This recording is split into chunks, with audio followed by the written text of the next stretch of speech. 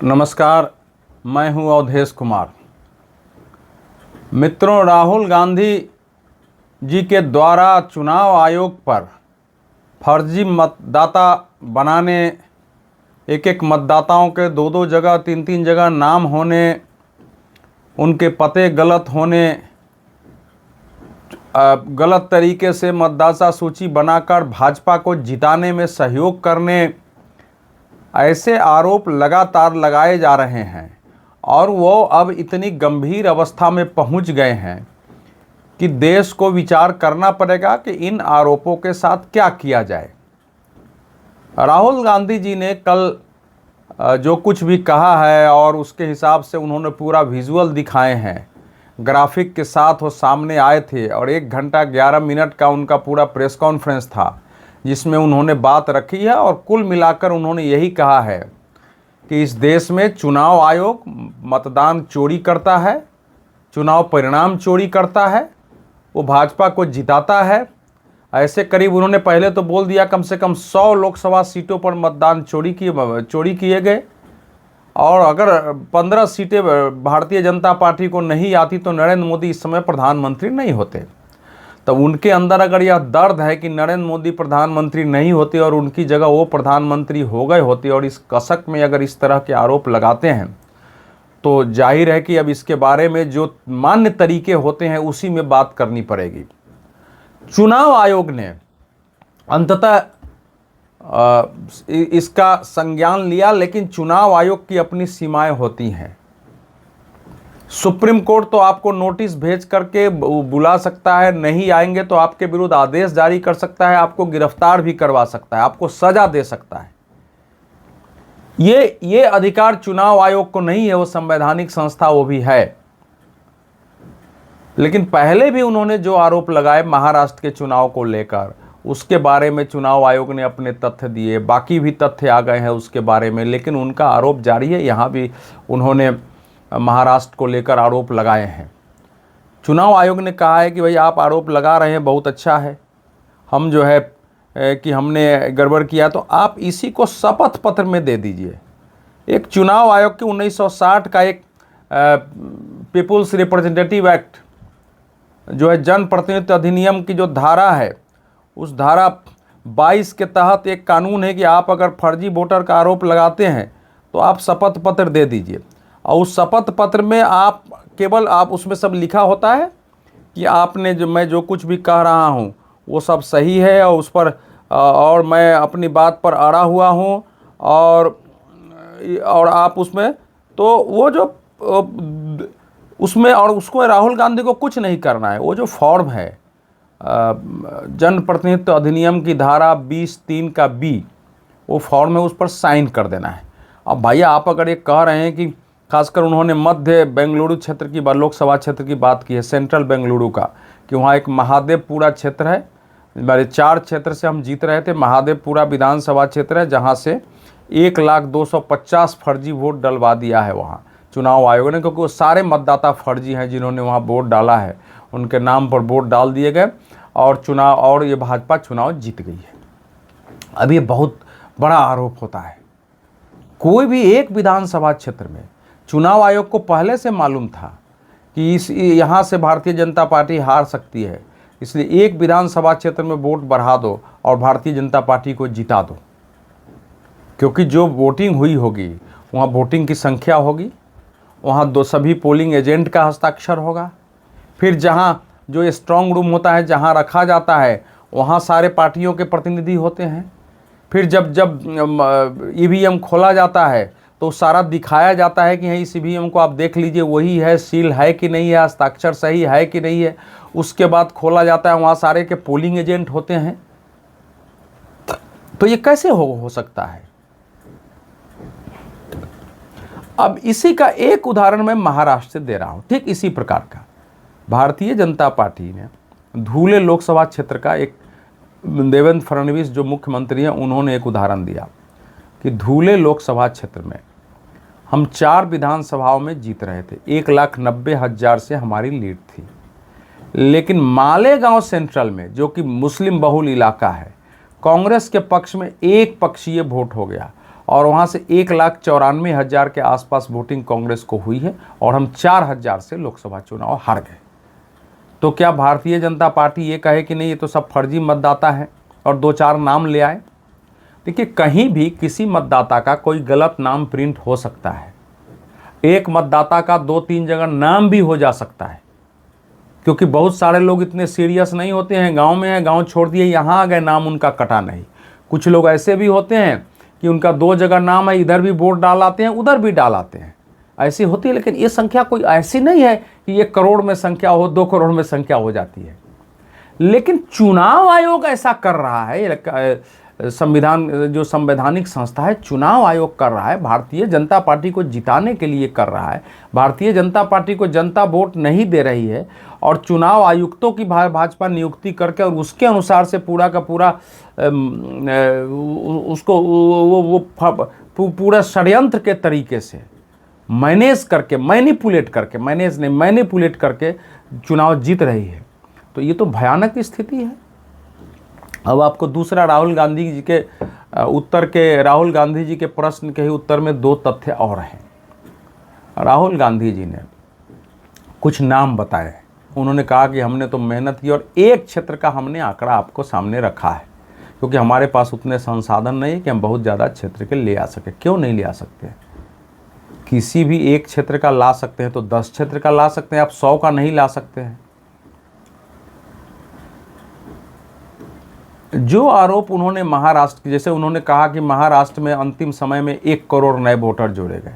जब पिछली बार उन्होंने कहा था तो बोल रहे थे कि 5 साल में और 31 लाख मतदाता जोड़े गए, जबकि अंतिम जो है 5 महीने में 41 लाख मतदाता जोड़ दिए गए। मतलब 72 लाख 73 लाख के आसपास उन्होंने उस समय आंकड़ा दिया था। अब उन्होंने 1 करोड़ बता दिया।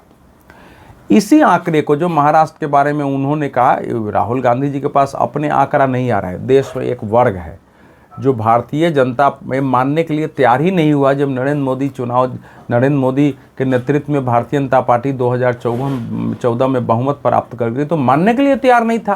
बोले भाजपा को कैसे बहुमत आ जाएगी? भाजपा के पक्ष में तो जनता है नहीं। भारत की जनता तो जैसा हम सोचते हैं सब सेकुलर है, एंटी RSS है, एंटी BJP है, सब तो सारा समर्थन तो हम लोगों का है।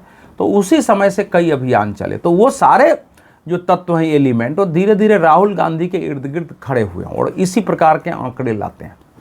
अब महाराष्ट्र में प्रकाश अंबेडकर जो बाबा साहब के पोते हैं, वंचित बहुजन अघाड़ी के वो नेता हैं, उन्होंने इन्हीं फैक्ट्स के आधार पर जो राहुल गांधी जी प्रेजेंट कर रहे थे, वही फैक्ट सब जगह जा रहा है। वो केवल इन्हीं के पास नहीं आ रहा है, और जगह भी जा रहा है। वो दुनिया में पहुंचाया जा रहा है, टूल किट पर चल रहा है, सोशल मीडिया पर चल रहा है, चारों तरफ चलाया जा रहा है, कई अखबारों को फिट किया जा रहा है, अलग अलग यूट्यूब चैनलों पर उसे चलवाया जा रहा है पूरे भारत में। तो वही विषय लेकर वो बम्बई हाई कोर्ट गए थे। बम्बई हाई कोर्ट ने इनकी याचिका पर महाराष्ट्र चुनाव आयोग को नोटिस दिया। महाराष्ट्र चुनाव आयोग ने वहाँ केंद्रीय चुनाव आयोग को भी भेजा। चुनाव आयोग ने वहाँ जो उनके तथ्य थे, कब से कम मतदाता बने वो आंकड़े रखे। पिछले चुनावों में 2004 से 9 के बीच, 9 से 14 के बीच, 14 से 19 के बीच और 19 से 24 के बीच कितने मतदाता लोकसभा में बढ़े, लोकसभा और विधानसभा के बीच कितने मतदाता बढ़े हैं वो भी दिया। लास्ट आवर में कितने मतदान हुए हैं, कि लास्ट आवर में पिछले चुनावों में कितने मतदान हुए, आगे चुनावों में कितने मतदान हुए हैं, उसका आंकड़ा दिया। उन परिणामों के आधार पर उनमें जहाँ जहाँ आरोप लगा वहाँ पहले कैसे कैसे चुनाव हुए, कौन कौन उम्मीदवार जीते हैं, वो सारे आंकड़े चुनाव आयोग ने बम्बई हाई कोर्ट के पास रख दिए हैं। वो फैसले में वो है, उसकी कोई कॉपी निकाल कर देख सकता है। चुनाव आयोग ने पूरी बहस के बाद, क्योंकि इधर से भी लड़ने वाले काफ़ी बड़े बड़े वकील थे, और बम्बई हाई कोर्ट ने फैसला दिया कि महाराष्ट्र विधानसभा चुनाव में किंचित भी फर्जीवाड़ा के, फर्जी वोटिंग के, पोल रिगिंग के, चुनाव में धांधली के कोई सबूत नहीं मिले हैं और इसलिए याचिका खारिज की जाती है। और याचिकाकर्ता को डांट लगाई कोर्ट ने कि आपने कोर्ट का समय बर्बाद किया है इसमें, लेकिन हम आपको जुर्माना नहीं लगा रहे हैं, यानी आपने आगे ऐसा किया तो हमको आपको दंड देना पड़ेगा। लेकिन राहुल गांधी जी इसकी चर्चा नहीं कर रहे हैं कि महाराष्ट्र में उनका 75 लाख मतदाता से 1 करोड़ हो गया। तो ये फैक्ट है। तीसरा फैक्ट, उन्होंने कुछ नाम दिए। जैसे उन्होंने आदित्य श्रीवास्तव का नाम दिया, विशाल सिंह का नाम दिया, गुरकीरत सिंह का नाम दिया। अब वो जब इन सब की जांच की गई है, जो आदित्य श्रीवास्तव के नाम की जब जांच की गई है कि भाई आदित्य श्रीवास्तव का नाम कर्नाटक की मतदाता सूची में भी है, लखनऊ में भी है और महाराष्ट्र में भी है, और इसके आधार पर उन्होंने उसके सारे नंबर दिए, ईपिक नंबर दिए, विशाल सिंह का ईपिक नंबर दिया और बताया कि ये सब मतदाता कई कई राज्यों में, हम तो उदाहरण दे रहे हैं, गुरकीरत सिंह का नाम दिया कि ये भी कई राज्यों में है। अब मैं ये नहीं मानता हूँ कोई कई राज्य में नहीं हो सकते, कुछ हो सकते हैं, कुछ लोग यहाँ से चले गए, मैं नौकरी करने गए और यहाँ नाम रह गया और दूसरी जगह गए, वहाँ मतदाता हो गए। लेकिन अब वो चुनाव आयोग ऐसा करा रहा है और वहाँ से वो लौट के आकर के 3 जगह अगर नाम होगा तो तीनों जगह वोट डाल रहे होंगे, तीनों जगह बीजेपी को ही वोट डाल रहे होंगे, इसके क्या प्रमाण हो सकते हैं। लेकिन यहाँ तो बात ही दूसरी है। यहाँ तो ये है कि ये तीनों जो उन्होंने नाम बताया है, इसको मीडिया ने अलग अलग खोज किया है। जैसे आदित्य श्रीवास्तव का नाम जब इसके सूची में डाला गया है तो आदित्य श्रीवास्तव का नाम बेंगलुरु शहरी के महादेवपुरा विधानसभा क्षेत्र में आ गया है, लेकिन लखनऊ में या उत्तर प्रदेश में उनका नाम नहीं आ रहा है। उस आदमी से जब मीडिया ने संपर्क किया तो संजोग से मिल गया, उसने बताया कि भाई मैं था तो वहीं लखनऊ का, लेकिन मैं मुंबई आ गया, नौकरी कर रहा था तो वहाँ का मतदाता था। जब मुंबई से नौकरी छूट गई तो हमने एक आवेदन दिया, बताया कि हम यहाँ मतदाता हैं, और फिर हमने वहाँ तो हम मुंबई में तो कभी उसके बाद मतदाता न वोट डालने गए, न हम वहाँ गए हैं। और उसी ढंग से विशाल सिंह का नाम उन्होंने बताया है। अब जो आदित्य श्रीवास्तव पुत्र श्री SP श्रीवास्तव, इनका जो ईपिक नंबर है वो है FAPP 6437040, और विशाल सिंह पुत्र Shri Mahipal Singh EPIC number INB 2722288 है। अब ये जब इनके दूसरे जगह जब वेबसाइट पर ढूंढे गए तो पता चला कि इनका तो दूसरी जगह इनका नाम ही नहीं है। अब इसका बूथ संख्या पर जो महादेवपुरा के बूथ संख्या 458 क्रमांक 1265 में विशाल सिंह है, और वो उनका नाम जो है विधानसभा 174 महादेवपुरा का नाम खैर किया है, लेकिन लखनऊ में और कहीं वाराणसी कैंट में इनका नाम अंकित नहीं है। अब बताइए आप गुरकीरत सिंह का भी नाम वहाँ अंकित नहीं है। अब ये कहाँ से राहुल गांधी जी को ये सूचना मिल गई है कि उनके नाम हैं? तो जो कुछ उन्होंने नाम कहा वो भी उसमें नाम नहीं है।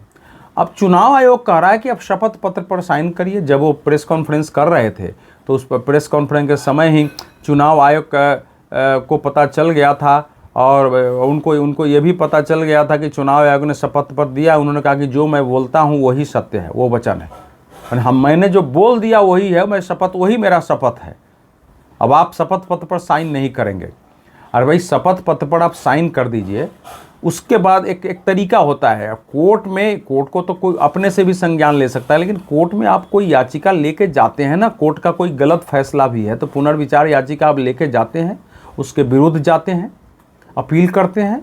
तो आपका अगर इतना ही है तो आपको शपथ पत्र पर साइन करना चाहिए, साइन करके चुनाव आयोग को देना चाहिए। उसके बाद चुनाव आयोग अगर जांच करके तथ्य नहीं लाता है, क्योंकि उसके बाद आपको सजा हो सकती है, आप झूठे साबित हो सकते हैं शपथ पत्र के आधार पर, क्योंकि फिर चुनाव आयोग को उसके आधार पर कोर्ट जाने का अधिकार मिल जाता है। तो आप साइन करने के लिए तैयार नहीं है। अब ये सोचने की बात है कि आखिर राहुल गांधी ऐसा क्यों कर रहे हैं बार बार।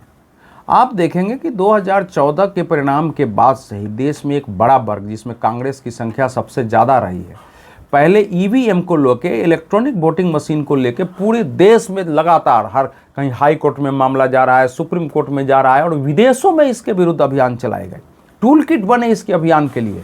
लंदन में प्रेस कॉन्फ्रेंस होता था, इंग्लैंड में जाके उस पर सेमिनार होते थे, न्यूयॉर्क में होते थे, वाशिंगटन में होते थे, कनाडा में होता था, अलग अलग देशों में EVM को लेकर के हमारे देश का अभियान चल रहा था। और राहुल गांधी जी कई बार जब विदेश गए हैं, 2017-18 का आपको याद हो, उन्होंने कई जगह कहा कि भारत में इस समय लोकतंत्र है ही नहीं, भारत में लोगों के लोकतांत्रिक अधिकार छीने जा रहे हैं, और यूरोप और अमेरिका भारत के लोकतंत्र की ओर ध्यान नहीं दे रहा है। हालांकि बाद में उन्होंने सुधार किया कि हमारा आंतरिक मामला है, लेकिन पहले वो बोल गए थे। तो ये पूरा अभियान चला है। सुप्रीम कोर्ट में 41 ईवीएम पर मामले गए। सुप्रीम कोर्ट ने कहा कि अब इसके बाद इस पर मामला नहीं सुनेंगे, ईवीएम में कहीं से गलती प्रूफ नहीं हुआ। तो ईवीएम का अब खत्म हो गया, अब मतदाता सूची पर आ गए। और अजीब अजीब करेंगे, हमको डिजिटल नहीं देता। भाई डिजिटल में बहुत सारी जानकारी होती है किसी व्यक्ति के बारे में, कोई गोपनीय बातें होती हैं, वो सब ओपन नहीं किया जाता है कहीं भी, और पहले से चल रहा है। एक आरोप लगता है कि भारतीय जनता पार्टी भी तो ईवीएम पर सवाल उठाई थी। 2004 के बाद निश्चित रूप से एक सवाल उठा था, लेकिन उसने ये नहीं कहा था कि ईवीएम से हम चुनाव हार गए हैं। एक भी बयान किसी भारतीय जनता पार्टी के नेता ने, और उस समय भारतीय जनता पार्टी की हालत लगभग ऐसे ही हो रही थी जो आज कांग्रेस की हालत है। उस समय के नेताओं को भी नहीं लगा था कि हमारे काम से हमारे कार्यकर्ता, हमारे समर्थक, हमारे संगठन परिवार के लोग असंतुष्ट हैं और वो हमको हराने में लगे हुए। उनको लगता था कि हम तो चारों तरफ हमने अच्छा काम किया है, हमको चुनाव जीतना चाहिए। हालांकि वो चुनाव परिणाम ऐसा नहीं था। 138 सीटें लोकसभा में भाजपा को थी, 145 सीटें कांग्रेस को थी, लेकिन 7 सीटें ज़्यादा थी। और अन्य पार्टियों ने, कम्युनिस्ट पार्टियों को 52 सीट आ गई थी। उन्होंने, सब पार्टियों ने बीजेपी को सत्ता से बाहर रखने के लिए कांग्रेस पार्टी के नेतृत्व को समर्थन दिया और मिलीजुली सरकार बन गई थी। तो उस समय एक पुस्तक भारतीय जनता पार्टी की ओर से लिखी गई थी ईवीएम को लेके कि इस ईवीएम में क्या क्या है। लेकिन 2009 का चुनाव हारने के बाद बीजेपी नहीं कहने आई कि हम तो ईवीएम के कारण हार गए हैं, या जो विधानसभा चुनाव हार रहे थे ईवीएम के कारण हार गए हैं, या फर्जी वोटिंग के कारण हम हार गए। ये केवल राहुल गांधी जी के नेतृत्व में कांग्रेस पार्टी कर रही है, और यही दूसरे नेता भी इन्हीं की बात को आगे बढ़ा रहे हैं। तो जाहिर है कि पूरे भारत के चुनाव प्रणाली को बदनाम कर देना, तो इसका तो अर्थ हो जाता है जो राहुल गांधी जी ने, भारत की पूरा लोकतांत्रिक व्यवस्था ही दोषपूर्ण है। ये व्यवस्था ही फर्जीवाड़े पर आधारित है। जो हम सिर उठाकर दुनिया में कहते हैं कि भारत का लोकतंत्र दुनिया का सबसे बड़ा लोकतंत्र है, सफल लोकतंत्र है, अगर राहुल गांधी जी जो अभियान चल रहे हैं, बाकी लोग जो दुनिया भर में चला रहे हैं, दुनिया में अगर मैसेज चला गया कि यहाँ चुनाव आयोग, यहाँ की जो सत्ता में इस समय पार्टी है, सत्तारूढ़ घटक है, वो चुनाव आयोग में अपने हिसाब से चुनाव आयुक्तों की नियुक्ति करती है। वो, इसको वोट मिलना नहीं है, लेकिन वो फर्जी मतदाता बनाता है, फर्जी मतदाताओं से वोट डलवाता है। जहां वोट नहीं डाले जाते हैं वह फर्जी मतदाताओं का नाम लिख के अपनी ओर से ईवीएम में वोट डाल के उसको जिता देता है। यानी यहाँ चुनाव प्रणाली फेल है, यहाँ की लोकतांत्रिक व्यवस्था फेल है, और सभी सत्ता पर कब्जा करके एक पार्टी सत्ता पर हावी है। तो ये क्रोनी डेमोक्रेसी हो, ये दुनिया में भारत के चेहरे पर कालिख पोतना है। ये हमारे पूरी लोकतांत्रिक व्यवस्था को के बारे में दुनिया में ये बदनाम करना है उसको। तो ये अभियान राहुल गांधी जी चला रहे हैं। अब इसका रास्ता क्या हो सकता है? मैंने आपके एक पहले भी वीडियो में मैंने आप लोगों से कहा था कि एक तय होना चाहिए कि आज के विपक्ष के नेता से समाज और देश कैसे निपटे, क्योंकि चुनाव आयोग एक सीमा से आगे तो जा नहीं सकता है, उसने कहा है। लेकिन अब इसका कोई न कोई उपाय करना पड़ेगा। इस प्रकार के झूठे आरोप लगाना राहुल गांधी जी समझने के लिए तैयार नहीं कि उत्तर प्रदेश में 1990 से उसकी पार्टी खड़ी नहीं। उस समय भारतीय जनता पार्टी तो इतनी शक्तिशाली नहीं थी। बिहार में उनकी पार्टी आज तक खड़ी नहीं, 1990 के दशक में समाप्त हो गई वो। आज लालू प्रसाद यादव और तेजस्वी यादव की पार्टी की बदौलत आप है। उड़ीसा में तो बीजेपी नहीं थी, उड़ीसा में तो नवीन पटनायक थे, बीजेडी, वहाँ आपकी पार्टी समाप्त हो गई। बंगाल में तो आज तक बीजेपी सत्ता में नहीं आ पाई है, बंगाल में आपकी पार्टी खत्म हो गई। क्या ये सब फर्जीवाड़े से हुआ है? और ममता बनर्जी को भी इसका उत्तर देना चाहिए कि वो जो चुनाव जीत रहे हैं क्या फर्जी मतदान से जी? अगर भारतीय जनता पार्टी के हाथ में इतना ही हो और जिस ढंग से फाइट कर रही है, तो पश्चिम बंगाल में क्यों नहीं कर दे रही है, अन्य राज्यों में क्यों नहीं हो रहा है? तो इसीलिए ये जो आरोप है ये भारत की पूरी लोकतांत्रिक व्यवस्था को बदनाम करने के लिए है। इसके पीछे कोई तथ्य नहीं है। और राहुल गांधी जी और उनके सलाहकारों में साहस है तो शपथ पत्र पर बाजाप्ता वो साइन करके दें। अगर नहीं देते हैं तो चुनाव आयोग ने कहा है कि इसका मतलब आपके पास तथ्य नहीं, आपको माफ़ी मांगना चाहिए। माफ़ी तो वो मांगते नहीं, अनेक सब बार बोलकर और सुप्रीम कोर्ट में माफ़ीनामा वो दाखिल कर चुके हैं। अब मुझे लगता है एक और माफ़ीनामा की ओर आज वो बढ़ गए हैं। लेकिन देश में जो उन्होंने चुनाव के प्रणाली के विरुद्ध जो भाव पैदा किया है उसका कोई उपाय नहीं है उससे बचने का। और आप मतदाता सूची पर प्रश्न उठा रहे हैं, जब SIR स्पेशल इंटेंसिव रिवीजन हो रहा है तो आप उसका विरोध कर रहे हैं। भाई तो SIR तो होने दीजिए। तो वो भी हो रहा है कि ये वोट चोरी का ही अभियान है। तो क्या करें? क्या कांग्रेस पार्टी को दे के मतदाता सूची बनाए? क्या राहुल गांधी जी की टीम भारत के जो है वोटिंग लिस्ट बनाएगी, वोटरों की लिस्ट बनाएगी, कि चुनाव आयोग ही बनाएगा? और मामला सुप्रीम कोर्ट में भी है, सुप्रीम कोर्ट ने इस प्रक्रिया पर नहीं रोका है। फिर दोबारा गए तो ठीक है, जो बिहार से मतदाता छटे हैं उनकी एक लिस्ट भी उसने मांग दी है, देखते हैं क्या फैसला आता है। लेकिन राहुल गांधी जी एक खतरनाक अभियान पर हैं और ये खतरनाक अभियान भारत के लोकतंत्र के विरुद्ध है। बहुत बहुत धन्यवाद।